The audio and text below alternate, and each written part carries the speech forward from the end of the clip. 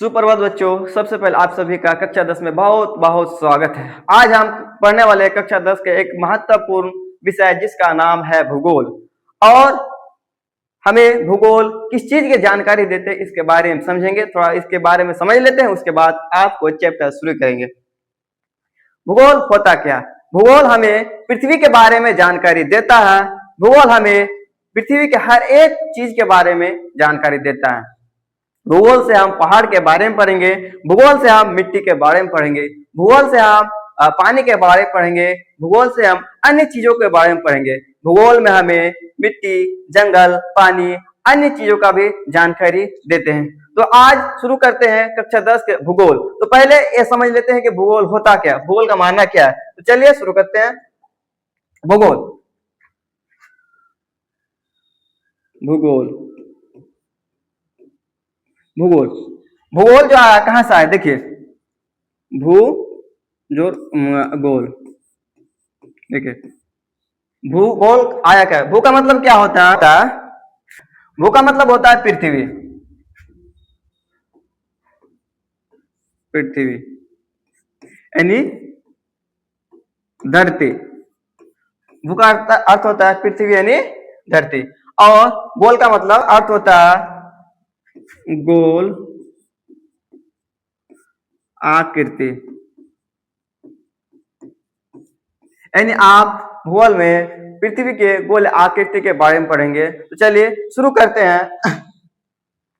शुरू करने से पहले एक मैं आपके लिए बेहतरीन शायरी लाया हूं जो आपके दिल को छू जाएंगे। लोग पढ़ने से पहले आपको बहुत बुरा वाला कहेंगे कि यहाँ से पढ़ने से ऐसा होगा, यहाँ से ऐसा होगा, पढ़ के क्या कर लो, कौन सा तीर मार लोगे। उससे पहले एक शायरी आपको पेश करता हूँ। उल्फत की जंजीरों से क्या डरना, खुद को ही तकदीरों से क्या डरना, खुद के ही तकदीरों से क्या डरना, जब हो भरोसा खुद पर हाथ की लकीरों से क्या डरना। लोग आपको बताएंगे, बहुत सारा बात बोलेंगे, लेकिन आपको इन बातों से घबराना नहीं है। आपको अपना करियर बनाने के लिए, अपना एग्जाम पास करने के लिए आपको खुद मेहनत करना होगा, कोई आपको पास नहीं करेगा। तो चलिए बिना ज्यादा बात किए हुए आज चैप्टर की ओर चलते हैं। देखिए क्लास 10 भूगोल अध्याय 1 जिसका पहला चैप्टर है संसाधन एवं विकास। तो संसाधन एवं विकास को पढ़ने से पहले संसाधन समझते हैं और आपको विकास के बारे में समझाते हैं। संसाधन होता क्या? जो भी चीज मनुष्य की आवश्यकता को पूर्ति करे वो क्या संसाधन है, या फिर जो चीज मनुष्य की आवश्यकताओं के लिए है वो क्या है संसाधन है। यानी हमारे काम को जो आसान से आसान करे वो क्या संसाधन है। जैसे आपको पढ़ाने के लिए एक बोर्ड है, ये क्या संसाधन है जिसके माध्यम से आप पढ़ पाते हैं। और हम इस पेन से लिख रहे हैं बोर्ड में, ये भी क्या है एक संसाधन है। और जिसके माध्यम से आप हमें देख पा रहे हैं जो कैमरा है वो क्या, वो भी एक संसाधन है। और यहाँ जो मेरे फेस आपको साफ साफ दिखाई दे रहा है, चारों तरफ लाइटिंग किया हुआ, ये भी क्या है संसाधन है। यानी ये हमारी आवश्यकताओं को क्या करता है, पूरी करता है, ये एक संसाधन है। और क्या कह रहा है एवं विकास, यानी संसाधन का विकास कैसे कैसे हुआ। पहले गाड़ियां नहीं थी, अब गाड़ी आ गया। पहले साइकिल था, मोटरसाइकिल आ गया। पहले चार चक्का नहीं था, अब चार चक्का आ गया। पहले कुछ चीजें नहीं थी जो अभी आ गया, यानी धीरे धीरे उसका विकास हो गया। पहले हम एक जगह से दूसरी जगह कॉल नहीं कर पाते थे, यानी एक जगह से दूसरी जगह संचार करना था, किसी को कुछ भेजना था, किसी को कोई समाचार भेजना था, यानी किसी से बात करने के लिए हम क्या क्या करते थे, चिट्ठी लिखते थे। यानी चिट्ठी लिखने के बाद पता है ना, घर में जैसे बता रहे हम पहले चिट्ठी लिख के वहां भेजते थे, उसके बाद वहां से चिट्ठी आ रहा था, सही है कि खराब है कैसे। लेकिन अब क्या संसाधन इतना आगे बढ़ गया, इतना आगे बढ़ गया कि देखिए अभी मान लीजिए कोई चीज खाने का मन हुआ या फिर कोई चीज लेने का मन हुआ, हम घर में है, भाई बाहर है, पापा बाहर है, तो क्या करते हैं तुरंत कॉल कर देते हैं। सेकंडों में क्या पता चल जाता है कि बेटा को क्या चाहिए, बच्चों को क्या चाहिए। क्या ये चीज भी एक संसाधन नहीं हो सकता? ये भी है संसाधन है। यानी जो चीज हमारी आवश्यकता को पूरा करे मेरे भाई वो संसाधन है। तो चलिए और क्या एवं इसका विकास कैसे कैसे हुआ, धीरे धीरे इसका विकास कैसे हुआ, इन चीजों के बारे में पढ़ाएंगे। तो चलिए शुरू करते हैं क्लास में। क्या संसाधन आपको समझा ही दिए, जो हमारी आवश्यकता को पूरा करे वो संसाधन है। लेकिन पहले आप यहाँ भी जो मेहनत से लिखे हैं तो इसको पढ़ लेते हैं। हमारे पर्यावरण में उपलब्ध प्रत्येक वस्तु जो हमारी आवश्यकता को पूरा करने में प्रयुक्त की जा सकती है, जिसको बनाने के लिए सुविधा उपलब्ध हो, जो आर्थिक और जिसको बनाने के लिए सुविधा या फिर तकनीक उपलब्ध हो, सुविधा यानी तकनीक उसे कहा जाता है, जो आर्थिक रूप से सामान्य और सांस्कृतिक रूप से मान्य हो, संसाधन कहलाते हैं। सांस्कृतिक मतलब जो हमारी सांस्कृतिक होता है ना, जैसे सबका संस्कृति अलग अलग, रहन सहन अलग है, उसे कहा गया सामान्य और सांस्कृतिक रूप से मान्य हो, संसाधन कहलाते हैं। कोई चीज को अगर हम नहीं मानते हैं तो संसाधन हमारे लिए नहीं हुआ, लेकिन जो चीज इसको मान रहा है, उसका संस्कृति में वो चीज चल रहा है, वो क्या संसाधन है। जैसे मान लीजिए बुर्खा हो गया, बुर्खा जो पहनती है मुस्लिम में पहनती है तो क्या मुस्लिम के लिए संसाधन हो गया, लेकिन नॉन मुस्लिम बुर्खा नहीं पहनते तो उसके लिए मान्य नहीं है, उसका संस्कृति नहीं है, इसलिए वो उसका संसाधन नहीं है। मुस्लिम अगर बुर्खा पहनती है तो उसका संसाधन है। मंगलसूत्र जैसे नॉन मुस्लिम पहन रही है तो क्या हो गया, वो उसके यहाँ उसका समाज में मान्य है, इसीलिए मंगलसूत्र पहन रही है। यानी जो समाज में मान्य हो और संस्कृति से मान्य हो वो संसाधन कहलाता है। तो चलिए संसाधन आप समझ गए होंगे। जैसे देखिए संसाधन क्या क्या हमारे लिए, देखो जल भी संसाधन है, वन भी संसाधन है, खनिज क्या है संसाधन है, सौर ऊर्जा जिसको आप सोलर ऊर्जा भी कहा जाता है वो क्या संसाधन है, क्या पवन ऊर्जा जो टरबाइन घूम के होता है, जैसे हवा चलती है तो क्या होता है पंखा टाइप का जो घूमता है उससे जो बिजली पैदा लेता है उससे क्या होता है वो भी संसाधन है। और भूमि में जो खेती किया जा रहा है जिससे आपको खाने के लिए पीने के लिए चीज उपलब्ध कराया जा रहा है वो क्या है संसाधन है। तो चलिए आज शुरू करते हैं। तो बच्चों इसमें लगता है थोड़ा एडिटिंग में गलती हो गया, थोड़ा सा उल्टा पुल्टा हो गया, ये बात सही। इसको छोड़ के हम अपने हिसाब से पढ़ाते जैसे देखें यहाँ देखिए संसाधन क्या है, संसाधन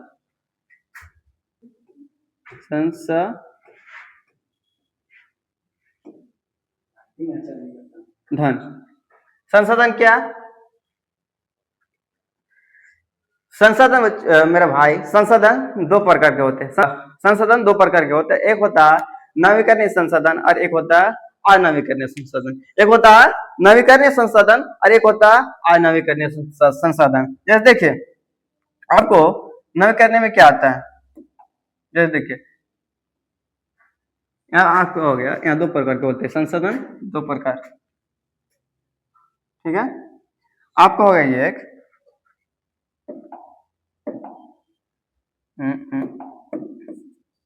देखिए यहाँ पर संसाधन दो प्रकार के होते हैं, संसाधन दो प्रकार के होते हैं। एक होता है नवीकरणीय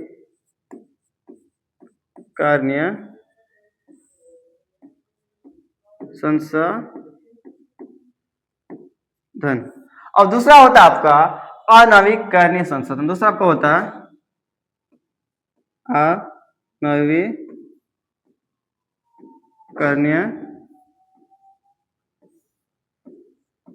संसाधन, दूसरा होता है आपका अनवीकरणीय संसाधन। लेकिन आप पहले यह जान लीजिए कि इस संसाधन दो प्रकार होते हैं, एक नवीकरणीय और एक अनवीकरणीय। नवीकरणीय संसाधन कैसे कहते हैं, वैसे संसाधन जो हमें बहुत जल्द ही मिल जाए, यानी खत्म होने के बाद उसका उपयोग हो जाने के बाद जल्द से जल्द मिलने की संभावना हो और मिल जाए, उसे क्या कहेंगे नवीकरणीय संसाधन कहेंगे। नवीकरणीय संसाधन में आपका क्या होता है, जैसे फसल हो गया, अनाज हो गया, मान लीजिए आप गेहूं खा लेते हैं यानी उसका प्रयोग कर लेते हैं तो यकीनन एक साल बाद फिर गेहूं हो जाएंगे। नवीकरणीय में आपका क्या होता है पानी क्या आपको मिलते रहेंगे। नवीकरणीय में आपका क्या होगा जैसे पेड़ पौधे, ये सब क्या होगा, ये होगा नवीकरणीय संसाधन, क्योंकि इन सब चीजों को उगने में पाने में हमें ज्यादा समय नहीं लगता, इसीलिए ये सब संसाधन क्या होगा नवीकरणीय संसाधन होगा। तो आपको पता हो गया कि नवीकरणीय संसाधन कहते हैं। लेकिन नवीकरणीय संसाधन में आपका दो प्रकार के होते हैं, नवीकरणीय संसाधन आपका दो प्रकार के होता है। नवीकरणीय संसाधन में आपका दो प्रकार के होते हैं, एक होता है सतत, दूसरा होता है आपका जे। सतत का मतलब, सतत का मतलब वैसा संसाधन जो आपको जल्दी से जल्दी प्राप्त हो। जैसे अगर आप पवन ऊर्जा मान लीजिए, सौर ऊर्जा क्या है ये, सौर ऊर्जा और पवन ऊर्जा, जैसे जैसे पवन, सौर ऊर्जा, ऊर्जा, ये संसाधन क्या हमें जल्दी प्राप्त हो जाएंगे। यानी मान लीजिए अभी हवा खत्म हो चुका है, लेकिन फिर हवा आएगा तो ये फिर क्या पवन ऊर्जा, यानी वो क्या पंखा जैसे रहता है ना, वो घूमेगा और हमें बिजली प्राप्त होगा। रात लग गया मान लीजिए तो हमें सौर ऊर्जा से सौर ऊर्जा प्राप्त नहीं होगी, बिजली प्राप्त नहीं होगी। लेकिन जैसे सुबह होती है, धूप खुलती है, तो क्या हमें इसी से क्या होगा, ऊर्जा प्राप्त हो जाएगा। अब जीव में क्या होता है आपका, प्राकृतिक वनस्पति जैसे जंगल, पौधा, ये सब क्या है जीव। जैसे यहाँ भी जीव क्या है, जीव दो प्रकार के होते हैं। जैसे यहाँ जीव क्या होता है, जो भी यहाँ पर दो प्रकार के होते हैं। जैसे देखिए, जैसे आपका जो भी दो प्रकार के होते हैं, उसको थोड़ा हम ऊपर उठा देते हैं। पर जैसे प्राकृतिक, प्राकृतिक वनस्पति, प्राकृतिक वनस्पति, और इसमें क्या है, जैसे क्या प्राकृतिक वनस्पति, उसके बाद क्या है वन्य जीव, उसके बाद आपका वन क्या, वन्य जीव। वन्य जीव, वन्य जीव में क्या आता है आपका, जैसे जंगल में या फिर जीव जंतु जो रहता है, घर में हम लोग पालते हैं गाय बकरी भैंस या फिर लोमड़ी सियार, ये सब क्या है, ये भी एक संसाधन। वन्य जीव ये सब भी क्या संसाधन है। ये सब क्या हमें जल्द से जल्द मिल जाएंगे, यानी खत्म होने के बाद दोबारा मिलने का अपार संभावना होती है और हमें मिलती भी है। चलिए यहाँ तक आपको समझ में आ गया होगा। अब आपका आणविक करने में आपका आता है, जैसे देखिए आपका आणविक करने में आता है आपका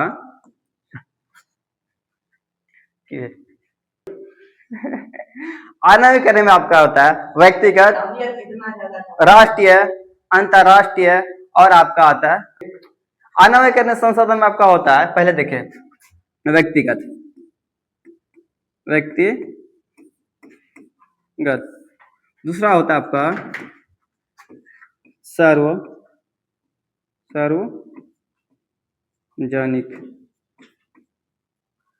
तीसरा होता है आपका राष्ट्रीय,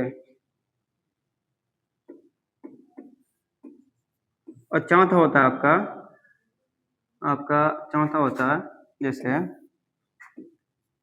अंतरराष्ट्रीय।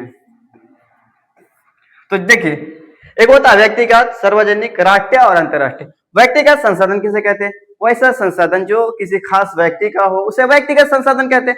जैसे किसी का घर हुआ, किसी का घर, जो मान लीजिए मेरा घर है तो क्या मेरा अपना हो गया। जैसे किसी का बाइक हो गया, वो आदमी का हो गया, तो क्या उसका व्यक्तिगत हो गया। क्या किसी का बाइक पे कोई दावा कर सकता है, ये पूरा समाज का बाइक नहीं हो सकता। जैसे किसी का बीवी हो गया, जैसे किसी का बीवी, वो व्यक्तिगत हो गया, वो आदमी का खुद का बीवी है। जैसे किसी का पत्नी हो गया, पत्नी बीवी तो एक ही होता है, चलो वो क्या हुआ, उसका अपना है, व्यक्तिगत है, इसीलिए वो अपना, वो सार्वजनिक नहीं हो सकता। जैसे माँ बाप क्या व्यक्तिगत, सार्वजनिक माँ बाप सबका माता पिता थोड़ी हो सकता है, नहीं हो सकता। जैसे व्यक्तिगत में आपका क्या होगा, अपना मकान, अपना घर, अपना बीवी, अपना बेटा, अपना बेटी, ये सब क्या आपका अपना ही है। मनुष्य भी एक संसाधन है जो एक दूसरे का आवश्यकता पूरा कर रहा। यानी व्यक्तिगत संसाधन में क्या होगा, जैसे अपना मकान, जैसे अपना मकान, बीवी, ठीक है, गाड़ी, इससे क्या हो जी आपका, ये सब क्या व्यक्तिगत है। और आपका दूसरा है सार्वजनिक। आपका सार्वजनिक में क्या आएगा जी, सार्वजनिक में आपका आएगा क्या, जैसे मेला, बाजार, मंदिर, और क्या आपका मस्जिद, ये सब क्या होगा आपका सार्वजनिक यानी वैसा संसाधन जिसका उपयोग पूरा समाज के लोग करते हैं, किसी एक का खास नहीं होता है, उसे आप क्या कहेंगे? सार्वजनिक संसाधन कहेंगे। यानी जो चीज का उपयोग व्यक्ति यानी जिस चीज का उपयोग समाज के सभी लोग करते हैं उसे क्या कहेंगे? सार्वजनिक संसाधन कहेंगे। क्या जी? मंदिर भी एक संसाधन है ना जी, जहाँ लोग एक जगह जाते हैं, भगवान की प्रार्थना करते हैं, मस्जिद जाते हैं, अल्लाह से दुआ करते हैं, ये सब क्या है? संसाधन है। जैसे लोग मेला जाते हैं मस्ती के लिए, और कोई ऐसे मेला होता है जो पूजा पाठ के लिए होता है, ये क्या होता है? सार्वजनिक है, जिसमें सभी लोग मिलकर भाग लेते हैं। और आपका हो गया यहाँ सॉरी राष्ट्र। जैसे आपका यहाँ राष्ट्र में क्या होगा? वैसा संसाधन जो किसी राष्ट्र के अंदर हो और जिसका उपयोग राष्ट्र के यानी देश के अंदर के सभी लोग करे, उसे क्या कहेंगे? राष्ट्रीय संसाधन कहते हैं। उसे क्या कहेंगे? राष्ट्रीय संसाधन कहेंगे। यानी इस संसाधन का उपयोग उस देश के सभी व्यक्ति करते हैं, उसे राष्ट्रीय संसाधन कहते हैं। जैसे सड़क हो गया, सड़क क्या होगा? ये राष्ट्रीय संसाधन हो गया। रेलवे क्या होगा? जिसका उपयोग सारा लोग करते हैं, वो राष्ट्र के हित में रहता, वो क्या? राष्ट्रीय संसाधन कहते हैं। लेकिन यहाँ पर एक बात यहाँ लिखते हैं आप, ताकि आप अच्छे समझ जाए। एक है यहाँ पर, चलिए इसको थोड़ा सा ये अलग कर देते हैं। जैसे आप देखिए यहाँ, सॉरी चलो इसे कर देते हैं। आपका राष्ट्रीय संसाधन क्या होगा? इसे जैसे यहाँ क्या? तट रेखा से 200 किलोमीटर तक का क्षेत्र राष्ट्रीय संसाधन है। यानी जब कोई देश समंदर के किनारे में रहता है, जैसे हमारे देश में प्रशांत महासागर है, बंगाल की खाड़ी है, ये सब क्या है जी? जैसे हमारे देश में हमारे देश क्या है? समुद्र से घिरे हुए हैं। तो हमारे देश के क्षेत्र जो है, यानी देश के तट रेखा से 200 किलोमीटर दूरी तक अपना देश का ही संसाधन कहा जाता है, यानी उसे राष्ट्रीय संसाधन कहते हैं। यानी उस संसाधन का प्रयोग यानी राष्ट्र के जो तट रेखा से 200 किलोमीटर तक का जो क्षेत्र होता है पानी में, उसका प्रयोग कोई भी देश कर सकता है। यानी जिस देश के 200 किलोमीटर दूरी तक रहता है, उस देश का अपना वो रहता है, और उससे बाहर अंतरराष्ट्रीय हो जाता है। यानी उसके बाहर 200 किलोमीटर से बाहर अंतरराष्ट्रीय हो जाता है। यानी किसी देश के जो क्षेत्र रहता है, यानी तट रेखा रहता है, उससे 200 किलोमीटर तक कोई भी देश उस पर अपना मनमानी नहीं कर सकता। और एक होता है अंतरराष्ट्रीय आपका, और एक हो गया आपका अंतरराष्ट्रीय। अंतरराष्ट्रीय में क्या होता है? तट रेखा से अंतरराष्ट्रीय में क्या होता है? किसी भी देश के यहाँ करो, किसी भी देश के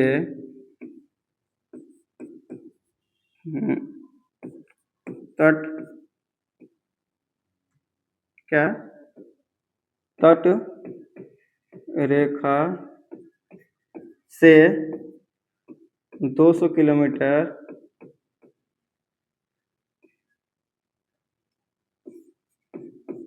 बाद का क्षेत्र आपका क्या होगा?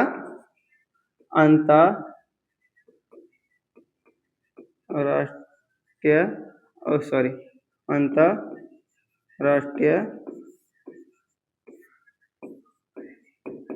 संसाधन होता है।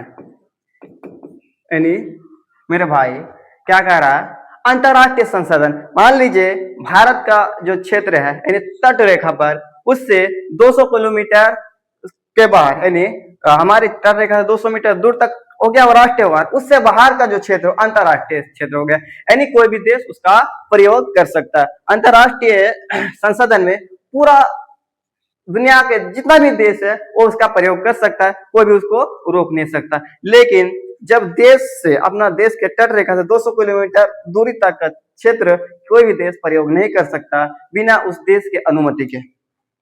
तो चलिए हम उम्मीद करते हैं कि आप संसाधन के बारे में समझ गए होंगे, लेकिन संसाधन अभी तक खत्म नहीं हुआ। हम उम्मीद करते हैं कि आपको यहाँ तक अच्छे से समझ आए होंगे और आप इसे बेहतरीन ढंग से समझे होंगे। आप इसे बेहतरीन ढंग से समझ गए होंगे और हम आशा करते हैं कि आप इसे दूसरे को भी समझा सके। तो यहाँ क्या, जैसे आपको वहां पर समझाया गया, किस रूप में आपको हम बना के समझाए, लेकिन उसका कुछ शब्दों में भी लिखा गया। हम कोशिश की आपको दिखा के भी, पिक्चर के माध्यम से भी समझाए। तो देखिए उत्पादित के आधार पर, जैसे जैव संसाधन, देखिए जैव संसाधन ऐसा संसाधन जो हमें जैव मंडल से प्राप्त होते हैं इस एवं जिसमें जीवन है, जैव संसाधन कहलाते हैं। यानी वैसे संसाधन जो हमें जैव मंडल से प्राप्त होते हैं तथा जिसमें जीवन है उसे क्या कहेंगे, जैव संसाधन कहते हैं। जैसे अब देखिए यहाँ पर जैव संसाधन में आया क्या, इसमें जान होता है, जानदार चीज होते हैं। यहाँ देखिए पेड़ है, पौधे है, घास है, हर चीज क्या है, जैव है। इसमें क्या है, क्या होता है, इसमें हमें जीवन जीने का हर एक चीज मिलता है, इसलिए कहेंगे, क्या कहेंगे, इसे जैव संसाधन कहेंगे। जैसे इसमें पासो आ गया, पासो आ गया। और आपका अजैव संसाधन, यानी अजैव संसाधन, उसमें क्या है, अजैव संसाधन वे सभी संसाधन जो निर्जीव वस्तुओं से बने हैं। वैसे संसाधन निर्जीव वस्तुओं से बने हैं अजैव संसाधन कहलाते हैं। जैसे चट्टाने और धातुएं। जैसे देखिए चट्टाने क्या है, निर्जीव है, यानी पत्थर क्या है, निर्जीव है। और धातु जैसे सोना चांदी क्या धातु, निर्जीव है। क्या इसमें जान होता है, नहीं, इसमें जान नहीं होता। क्या ये बड़ा हो सकता है, नहीं हो पा रहा है। जैसे यहाँ ऑयल क्या, ये क्या, ये भी तो एक संसाधन है जी, ये क्या संसाधन है, लेकिन इससे क्या हमें क्या मिलता है, इसमें जान होता है, जिंदा रह सकता है, नहीं, ये क्या अजैव संसाधन है। और आपका समाप्यता के आधार पर संसाधनों का वर्गीकरण क्या है, नवीकरणीय संसाधन और अनवीकरणीय संसाधन। क्या समाप्यता के आधार पर,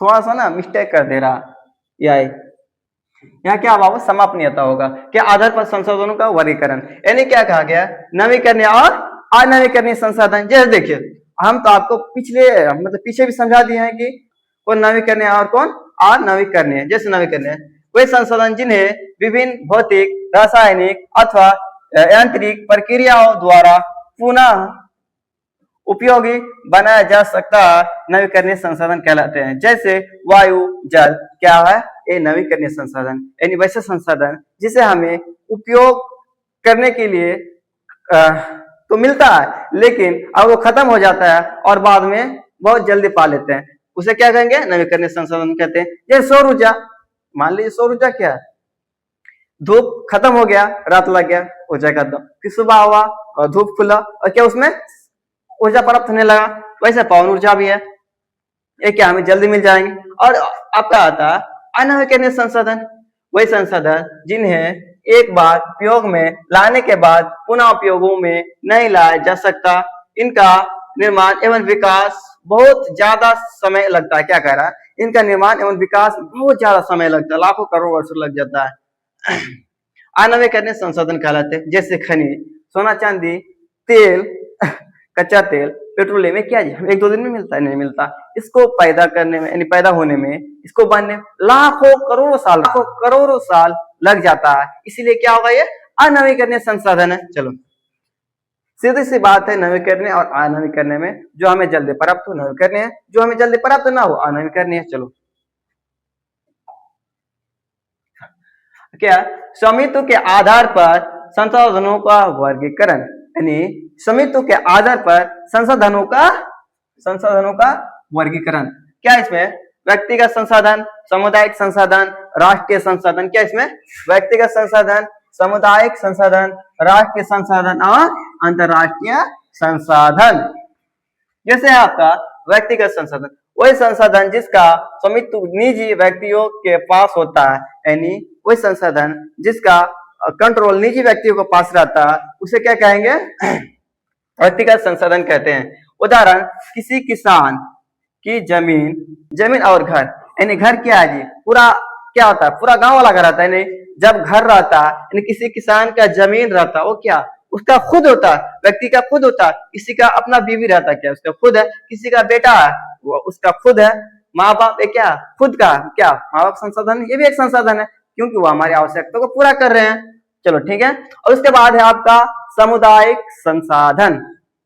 सामुदायिक संसाधन वही संसाधन जिसका उपयोग समुदाय के सभी लोग करते हैं, सामुदायिक संसाधन कहलाते हैं। जैसे मान लो मेरे भाई, सामुदायिक संसाधन क्या है, मंदिर, मस्जिद, मेला, ये सब क्या है, पूरा समाज के लोग, पूरा गांव के लोग इसका उपयोग करते हैं, इसका प्रयोग करते हैं। इसे क्या कहेंगे, सामुदायिक संसाधन कहते हैं। इसे बनाने के लिए पूरा लोग सहयोग करते हैं, ये क्या है, सामुदायिक संसाधन है। क्या मेला, मेला क्या हो, मेला भी एक संसाधन है। हाट है, बाजार है, ये भी एक संसाधन है, जो पूरा समूह इसका प्रयोग कर रहा है, पूरा समूह इसका मजा ले रहा है, पूरा समूह इसका फायदा ले रहा है, पूरा समाज के लोग इसका फायदा ले रहा है। इसीलिए क्या होगा, सामुदायिक संसाधन हो गया। जैसे देखो लोग बैठ रहे हैं, ये तो पुराने जमाने का, लेकिन हम कोशिश किया कि कुछ पुरानी चीजें आपको नई करके दिखाया जाए, ताकि आपको भी वो पिछले वाली बात याद आए और अपनी संस्कृति को ना भूले। चलो, सामुदायिक संसाधन हो गया।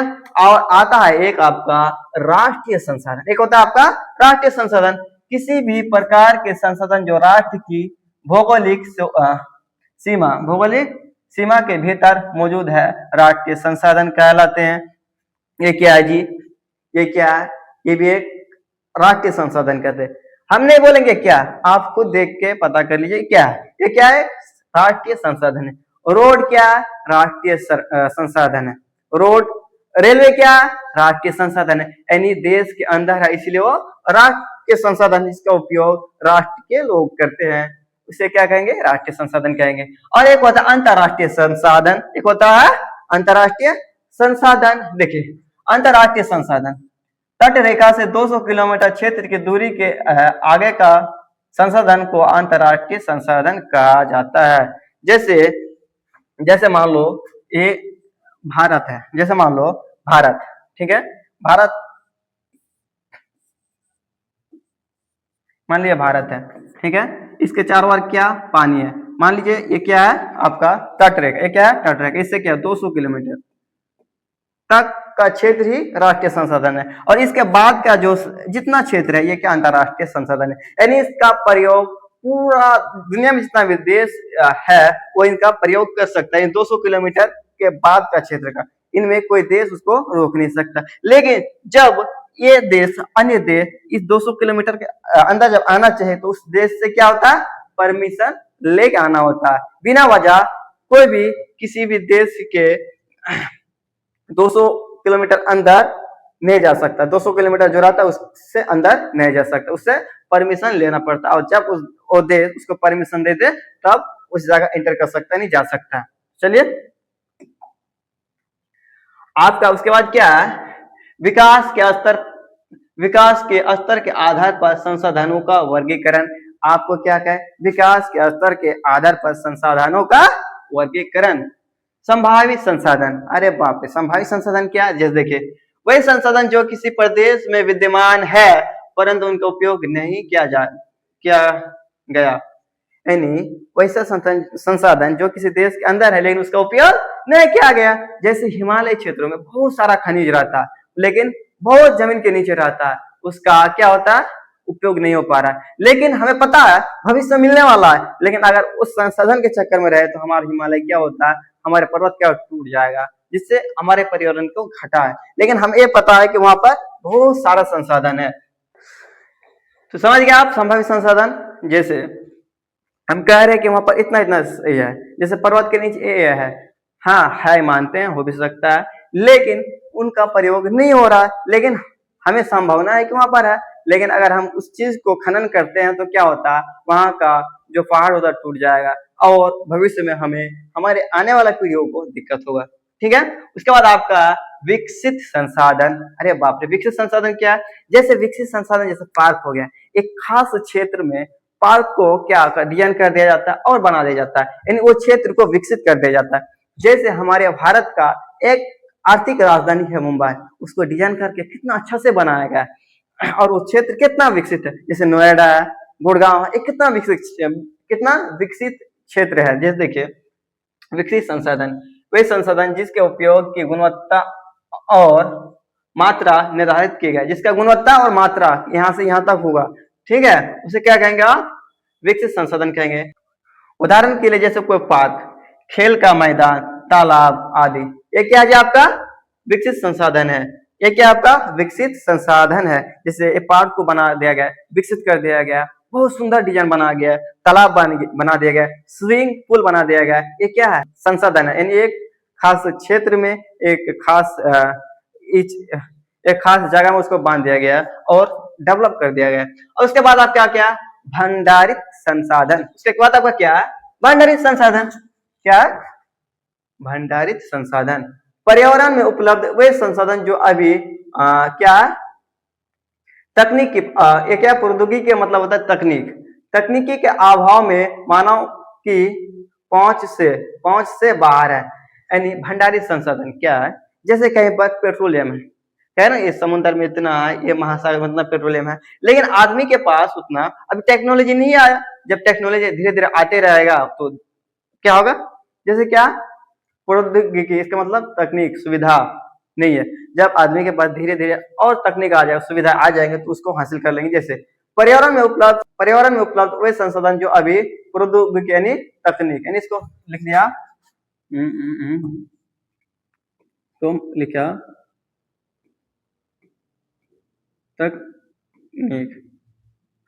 तकनीक के अभाव में मानव की पहुंच से बाहर है, ठीक है। उदाहरण तेल के मारे भंडार, ठीक है, मारे नहीं गहरे भंडार, गहरे तेल के गहरे भंडार, गहरे महासागरीय खनिज आदि, ये सब क्या भंडारित है। लेकिन हमारे तकनीक के वजह से, यानी उतने डेवलप तकनीक नहीं हुआ, इसके वजह से उसका हम नहीं फायदा उठा पा रहे, यानी तकनीक की वजह से उसका फायदा नहीं ले पा रहे। आपका क्या उसके बाद चौथा संचित संसाधन, यानी आपका क्या संचित संसाधन वही संसाधन जिन्हें अभी, उसके बाद आपका क्या संचित संसाधन क्या वही संसाधन जिन्हें अभी तकनीकी ज्ञान के उपयोग से प्रयोग में लाया जा सकता है, परंतु उपयोग अभी संचित संसाधन को फ्यूचर संसाधन नहीं कहा जाता है ना। वो क्या होता है, वही संसाधन जिन्हें अभी तकनीकी ज्ञान के अभाव से प्रयोग में लाया जा सकता है, तकनीक के जरिए उसको लाया जा सकता है, परंतु अभी शुरू नहीं हुआ।